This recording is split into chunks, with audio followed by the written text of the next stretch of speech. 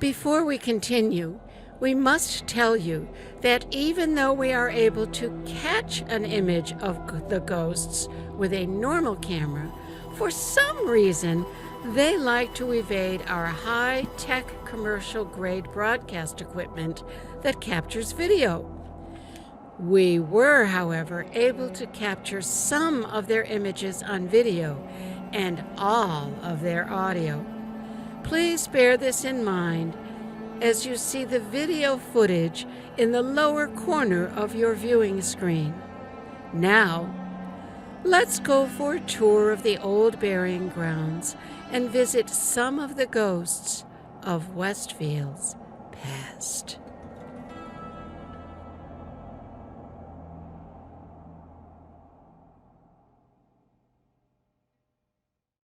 Spirits of Westfield. Spirits of Westfield. Arise tonight. Arise tonight. And tell your tale when lit up bright. And tell your tale when lit up bright. Boy, we ought to hire them. You want to come back at the next show? And there he is.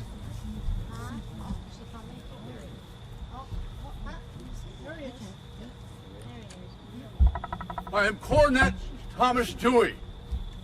Cornet was a military term and a sign of respect. I was held in high esteem in this town. In 1666, at the age of 26, I took a risk when I went with 13 men to the untamed wilderness called Warren-Oak, which was what the local Native Americans called this town. I was a miller and a farmer, and I held many prestigious positions in town. Today, there are over 50 Deweys buried in this old burying ground. An interesting story involving the Deweys concerns the gravestones of some of my relatives over in the right over here. In order to straighten a stone, you must dig the entire stone up out of the ground and reset it back in place in order not to break it. When they were going to straighten this stone, they discovered at the base of the stone there was a beautiful scallop shape. Evidently, it was going to be used the other way. However, a large chip had broken off, so being the frugal people that they were, they turned it upside down and they used it as you now see it.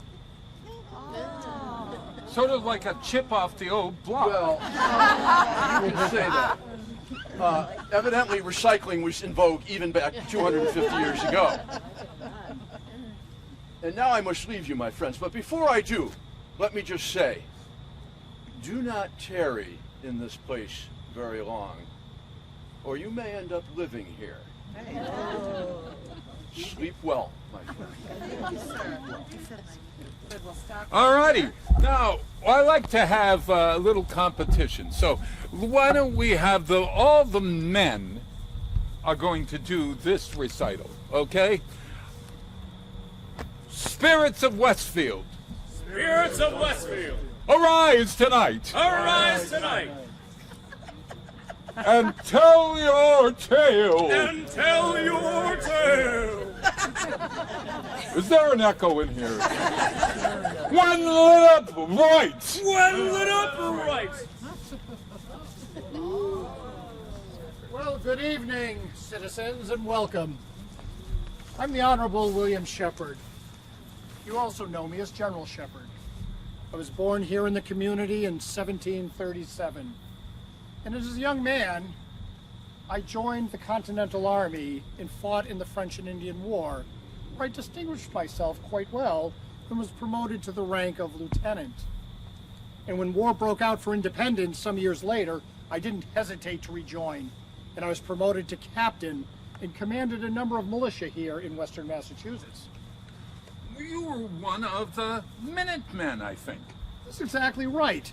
We had to be prepared at a moment's notice to come to the aid of the fighting armies against the British.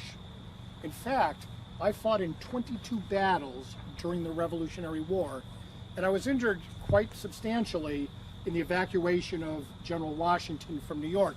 However, I bandaged my wounds and continued on with the fight, and to make sure that General Washington safely evacuated the city of New York during that particular battle.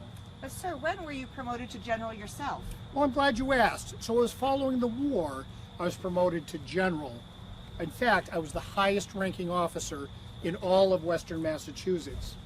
You may recall President Washington called upon my services to suppress the rebellion led by Farmer Daniel Shays in Springfield, who was marching on the armory in Springfield. A very sad, sad state of affairs. I also served our community as a selectman, and I was your state representative in Boston, and also served as a member of the Congress of the United States. I thought you looked familiar. Well, indeed. Yes, yes. You had an illustrious career, and your wife made that fabulous shepherd's pie. That's a story for another day. However, I was just a humble farmer in my homestead on Franklin Street. I died 2 weeks shy of my 80th birthday in 1817. But it's interesting. Our community, your community, didn't forget this humble servant. In 1919, you erected a magnificent statue in my likeness in the center of your town. You've named Shepherd Street in my honor, the Camp Shepherd in my honor. You've named the General Shepherd Apartments in my honor. And in fact, in 1920, when this community was incorporated a town, you added my likeness to the town seal. Yes, you Look at that! Amazing. Your Honor, it's beautiful. I love your beacon. And I believe you're even on the garbage trucks in town. Even on the garbage trucks in town. Thank you, citizens, for being here. Thank you for learning of our history. And thank you for meeting the rest of the characters of Westfield. And I bid you a fair adieu. And General, thank you for your service. Thank you. I think we try the women this time. You ladies ready? Yeah, let's try. All righty, let's do it. Spirits of Westfield. Spirits of Westfield! Wow. Arise tonight. Arise tonight! And tell your tale. And tell your tale. When lit up bright. When lit up bright! Very, very good. Better than the men. Better. You said it. When lit up bright. Whoops. There it is. Ah, there we go. Good evening, ladies and gentlemen. My name is General Wareham Parks. I was born in 1752 to my father Elisha and mother Mary, who are buried here to my left. My father was a very prominent school teacher here in Westfield, and thanks to him, I was able to gain entry into Harvard University in 1770. I was promptly expelled from Harvard University in 1770 as a prankster. Well, my father pulled some more strings and was able to get me readmittance, where I graduated in 1773. That is the height of pre-Revolutionary War activity in Boston, Cambridge, and Harvard. So, fueled with that fire, when I came back to Westfield,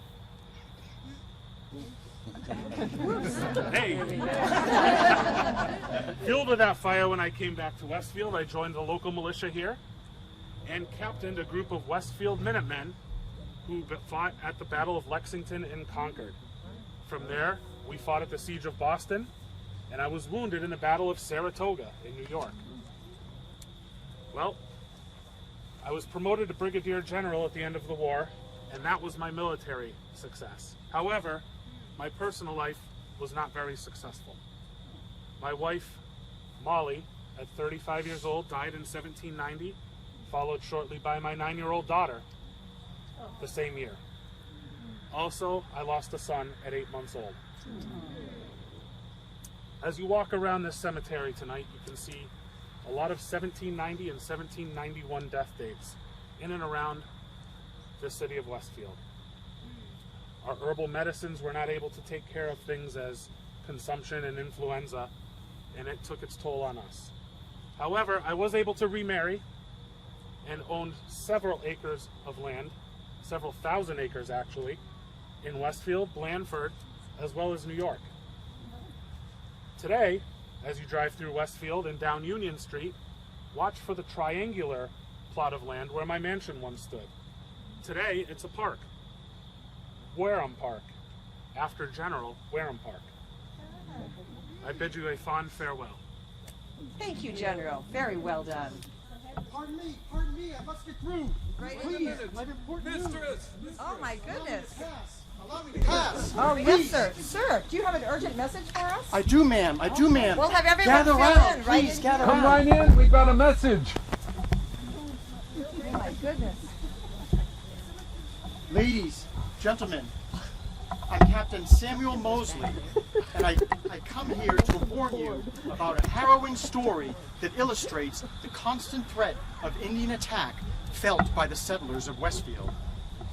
The date of this gruesome story is September 18th, 1675. The French and Indian War was over, but still Indian attacks occurred. On this particular date, Captain Lathrop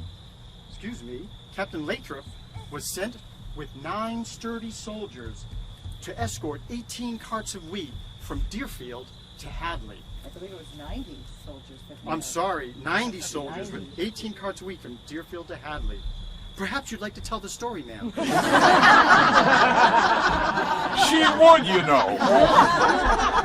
They traveled for several miles unharmed, but the records state, I'll check ye old records here, when they came to Muddy Brook in South Deerfield, they put down their weapons and began to regale themselves with the tempting wild grapes that grew in abundance.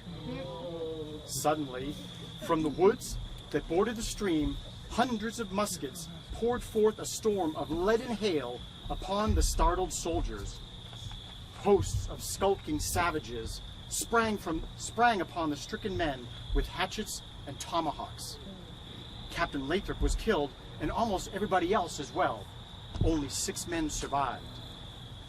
Upon hearing the news, I joined Major Treat with 160 men and hastened to help. But alas, we were too late. When we arrived, we found the Indians stripping the dead and stealing the grain. In all, 128 men were killed. From that day forward, Muddy Brook was known as Bloody Brook, and none of the settlers rested very easily in the western Massachusetts colonies. Oh, gosh. And I believe there is a monument to that event up in South Hadley today, and you can see it. Truly. And that was not the only attack. Yeah, but you know, the reports did not paint a very complimentary view of the Native Americans. No, but Jeremiah, to be fair, the settlers had taken the Native American land and planted crops where the Indians used to plant their own. Well, yes, and they cut down the forests where the Native Americans, which the Native Americans used to hunt, and they passed along deadly diseases which the Native Americans had no natural immunities. So it's important to remember that there always are 2 sides to every story. Always, always, always, yes. Thank you, Captain. Thank Mosley, you for your attention, ladies and gentlemen. We appreciate it. Thank you for our warning. Spirits of Westfield, arise tonight and tell your tale when lit up right. Good evening, everyone.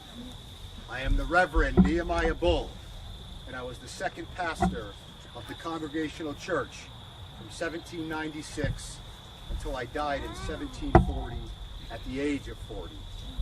I was a graduate of Yale University and was first a school teacher before I was called to be a minister.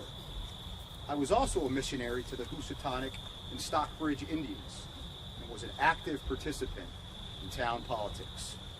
Despite my work with the Native Americans, I did own several African slaves. Yes, slavery did exist in our quaint town of Westfield. In 1754, David Mosley, town assessor, wrote that there were 15 male slaves and 4 female slaves living here.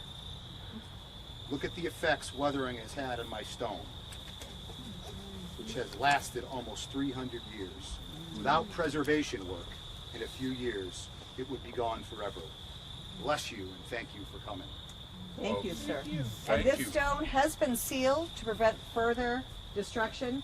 Unfortunately, the bottom is gone. There's nothing we can do, but we have sealed it so it will not further deteriorate. And when you say sealed, what do you mean, Mistress? Well, it's a special solution that is put on by restoration and preservation people to protect the stone from further destruction. Where was that gentleman that was so echoing Yes, me? he was Where are you, wonderful. sir? Come right over here. Come out so that... Very good. We've got a job for you next year. This is your audition. This is your audition. Let's see. All right. Did you want to turn and face your audience, or do you want to turn and face the ghost? You have that choice. Sir, I shall face my audience. All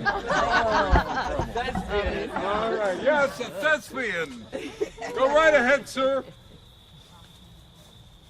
Am I going over here? You're the same. Right Oh, right here. No, Right there. I thought it was over. Do you remember it? Ready? I heard part of it. Spirits of Westfield. Spirits of Westfield, Arise tonight arise tonight and tell your tale and tell your tale. when lit up bright. When lit up right! Listen to the crowd! Right, I see.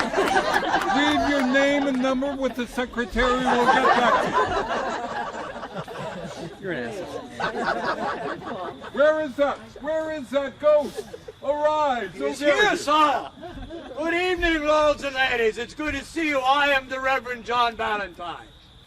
I am the third Reverend of the First Congregational Church, and I took over the flock in 1740 upon the death of Reverend Nehemiah Bull.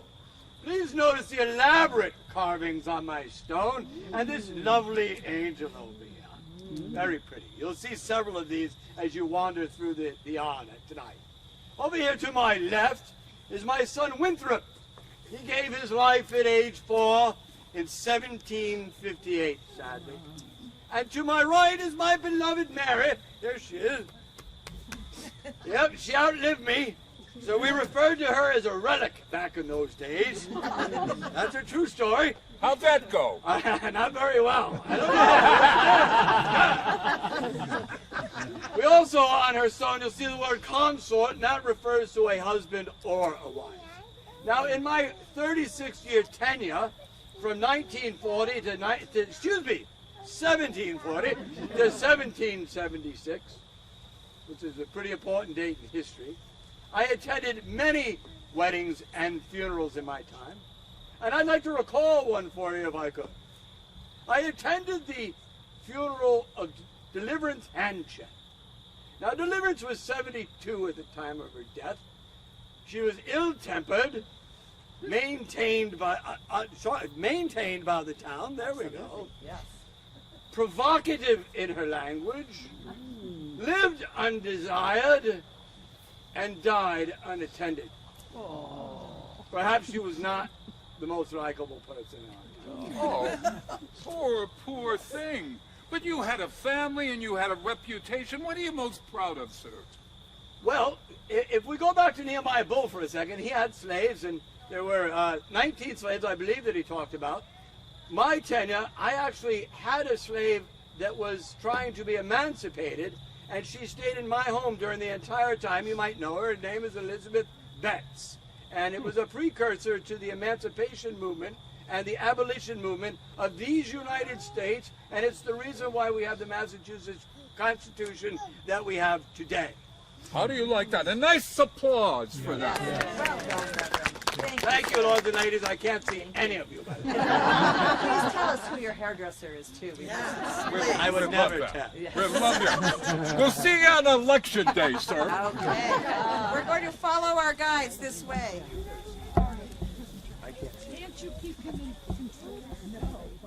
Spirits of Westfield. Arise tonight. Arise tonight. And tell your tale when lit up bright. And tell your tale when lit up bright. Wonderful.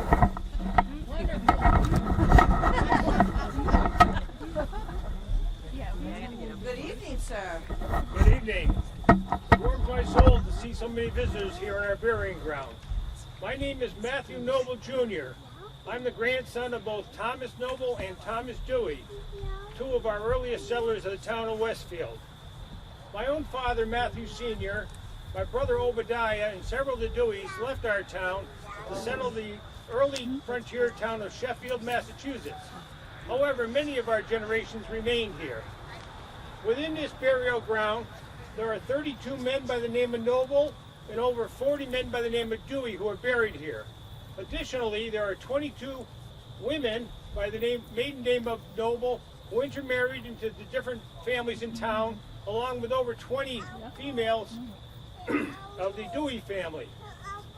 The grave of my own aunt, Abigail Sack, our oldest legible gravestone. Abigail died in 1683, in her 20th year, a mere 4 days after giving birth to her only daughter, also named Abigail. My own farm and residence was about a half a mile east of here, on what is presently Noble Street. After many generations of being in the Noble family, the property was finally bequeathed to the town by Mary Noble and is now the site of the Westfield Senior Center. I was primarily a farmer, but I was also known as a saddler, a tanner, and a cordwainer. Sir, cordwainer? I don't believe we know that term. A cordwainer in modern terms is a man who makes shoes. Oh. I was honored to be able to represent the town as town moderator in 1740, and also was elected a town selectman seven times between the years of 1738 and 1760, and also represented Westfield in the General Court for a single year. Excuse me, So, for many generations, direct descendants of both Thomas... Yes. For many generations, many descendants of both Thomas Dewey and Thomas Noble have continued to live here. Even as we speak, there are 11th and 12th generation descendants of the Dewey and Noble families walking amongst you tonight. Could you perhaps be one? I could possibly be one. Before I leave you tonight, I'd like to leave you with a solemn inscription on my gravestone. Remember me as you pass by. Once was I. As once. Sorry. As you are now, so was I. As I am now, so you will be. Prepare for death and follow me. A cheery bunch they were. Oh my! All right, just Jeremiah, I hear something.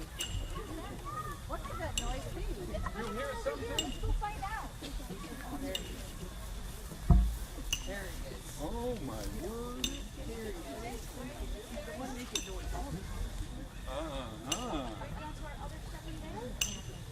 Fill in right in here. Come right in. Right in here? Right in. Fill in. You want to get right up close to hear this ghost? This ghost doesn't like loud noises. So let's do the chant in a whisper, sort of. A stage whisper, you might say. All right. Spirits of Westfield. Spirits of Westfield. Arise tonight. Arise tonight. And tell your tale. And tell your tale. Lit up bright. Right. Good. Oh my, sir. Good evening. I'm George Griswold. This is a little embarrassing because I'm not actually buried here. My body lays 25 miles that way in Windsor, Connecticut, but part of me always comes back to the old burial ground in Westfield to be with my son and with this stone right here. Oh, sorry, it's hard being 400 years old. My family came from England in 1643 and we settled in Windsor when I was a young boy. As I grew older, my uncle taught me how to carve the brown Connecticut sandstone. And I had a talent for it. I was pretty good. Eventually building up a career as the first professional full-time gravestone carver on this side of the Atlantic Ocean. I was very successful. I did well. Men were dying to get my services. I'm sorry, when you do this, sometimes you have to joke when you're in a grave business. Prior to my work, most gravestones in this area were flat stones with childlike carvings, often arched on the top, sometimes simple carvings. But more often, people simply erected a large field stone and painted a name on it, or even used a wooden marker, things that clearly would not stand the test of time. I developed a style, which you'll see right here, made with the brownstone, with a round top, sharp corner angles, a deep groove, and then very sharply cut and clear writing that I knew would last for centuries. It was much emulated, and it became the style of this part of the country. The stone I'm carving tonight is the stone of my son, Edward. He lived in Westfield, and he died here in 1688 of smallpox, leaving behind his relict Abigail and their young children. Fathers should not carve gravestones for their sons. Rather, it should be the other way around. But as the minister tells me, it says in the book, "Not my will, but thine be done." So I thank you for coming tonight. Of all the stones that I've made, the hundreds of stones I've made that are from Hartford up to Northampton and beyond, this one is most clearly the work of my heart. Thank you, sir. Truly very sad. I invite you as you tour through this cemetery and others to think of the people who have passed, but also think of those whose art has created the monuments that allow you to remember them to this day. I must return to my work. Good night to all of you. Thank you, sir. These folks are a little hard of hearing, so you know what that means. Spirits of Westfield! Spirits of Westfield! Arise tonight! Arise tonight! And to tell your tale! And tell your tale! When lit up bright! When lit up bright! I think we woke her over there. Good evening. We stand before you at the stone of Eldad Taylor. He was the son of Reverend Edward Taylor, and he was town clerk for many years. As is the case today, the town clerk records are proceeds that go before the court. Here are some excerpts from the Westfield clerk records. March 28th, 1671. Ye jury presents Captain Cook and John Ashbourne of Westfield for breach of ye peace. Can you imagine? Evidence given by John Ingersoll, Moses Cook, and John Clark. They are to be warned to appear at ye next court to be holden in Springfield. Both ye delinquents are to answer what is said against them, and the witnesses are to testify what they know in ye case. No one appeared against them, and they were acquitted. April 1672. Cornelius Mary fined for calling Walter Lee a rogue and a thief. You rogue and thief, what, Lee? July 1672. Untimely death of Ephraim Terry, son of Sam Terry, who drowned in Ye River July last through his own imbecility. That is my favorite one. August 23rd, 1665. Noah Phelps lost a 2-year-old steer which was wickedly, spitefully, maliciously, and feloniously killed in the woods by being shot with a gun, and the meat of said steer carried away. Noah Phelps suspects Peleg Spencer. A warrant was issued to search his house for meat of said steer. The next day the entry reads, John Shepard, constable, found evidence and summoned Elisha Parker and Esther Parker as witnesses. Sheriff ordered to arrest Peleg. Peleg was not to be found. However, 2 days later, on August 26, 1675, the record presents Peleg Spencer arrested by Constable John Hayward and delivered to Westfield. Justice was served. Thank you so much. Very fast, I think. Spirits of Westfield, Arise tonight. Arise tonight. And tell your tale when lit up bright. And tell your tale when lit up bright. Very good. Lit up bright. When lit up bright. Bright. Brighter. Oh, perhaps are we blocking the light? Oh, we may be blocking the light. Oh. Oh, yes. When you see The light. Lit up bright. We'll do our best. Oh, There yes. we go. Good evening, ladies and gentlemen. I am Thomas Ingersoll. I am the son of John Ingersoll. My father first came to this area in 1666 and was one of the first settlers of Westfield.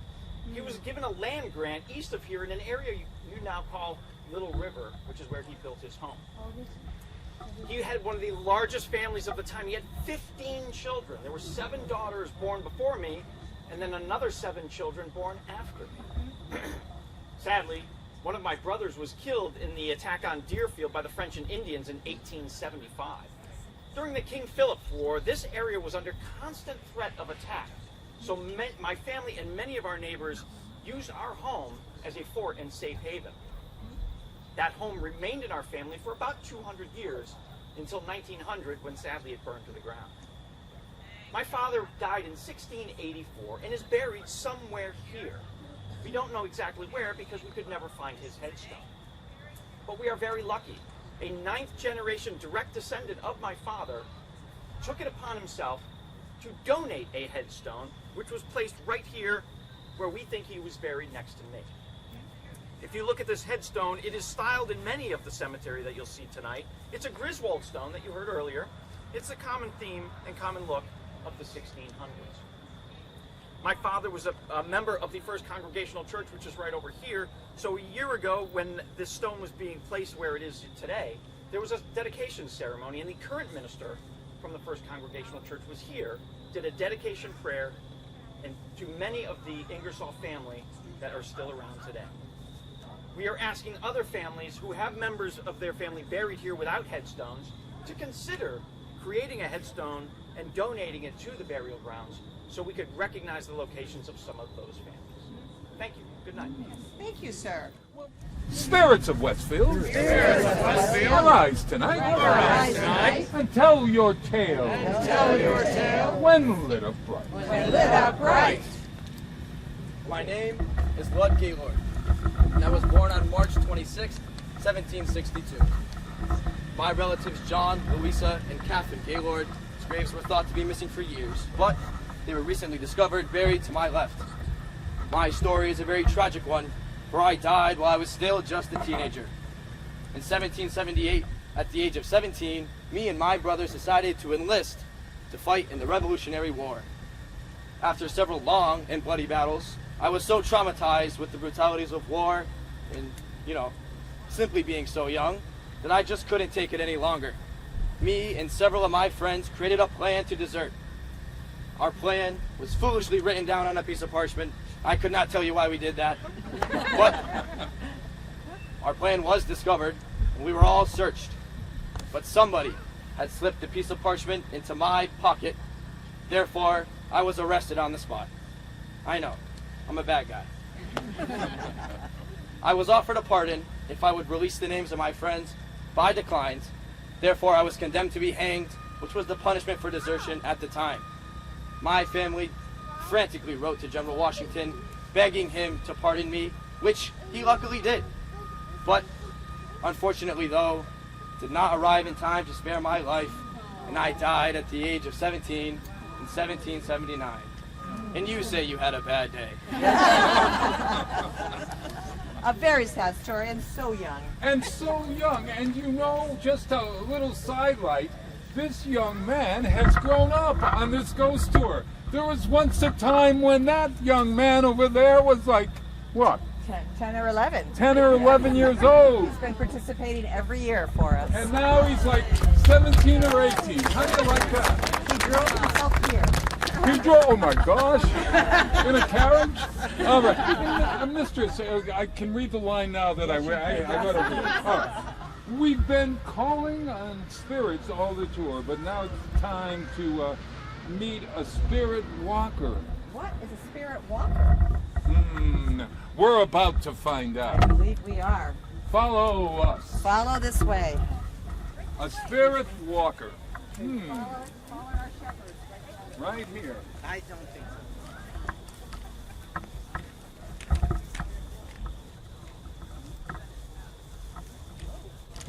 We're going to be walking a little bit down the slope. To the right is our second group. 4 tours tonight and tomorrow And there night. is a little bit of a dip here, so please be Yeah. careful. We're going to be filling in right where our shepherds are pointing, right in here. Come right in here. Come right in here. Come right. You're in for a treat. Yes. Now wait 1 second. Would you mind to nice and loud? Does anybody, sir, do you happen to know what a spirit walker is? Take a chance on that. What do you think a spirit walker is?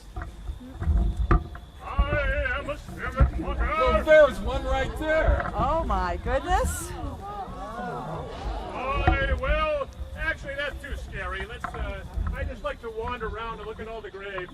But I've got some little quips for you, and I have my lovely colonial assistant Sydney here that has some pictures. You recently heard about one of the earlier stone carvers, George Griswold, but the work of many other stone carvers can be found in this burying ground, each with its own distinct style. The Johnson family of Middletown, Connecticut had multiple generations of stone carvers, and they produced stones for over 100 years. The quality of their lettering was very unique and can be seen in the sad case of the Ashley Children stone carved in 1743. There's a picture of it here if you can see it. You shine your light on it. George Williston was a stone carver from Springfield, and a distinct feature of his stones was a monkey paw nose on his angel face, which can be seen at the grave of Hannah Moseley, carved in 1765. Again, Sydney has a picture. John Ely was also from Springfield, and he was known for his high-relief angel faces, which you saw on the grave of General Warren Parks.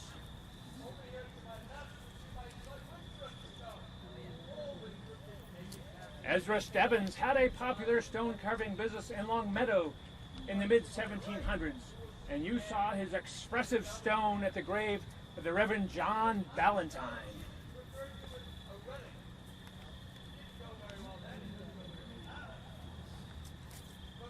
Nathaniel Phelps lived in Northampton and was a dominant carver there up until the Revolutionary War, when unfortunately he went bankrupt. An example of his work can be seen at the grave of Samuel Fowler, who died in 1771.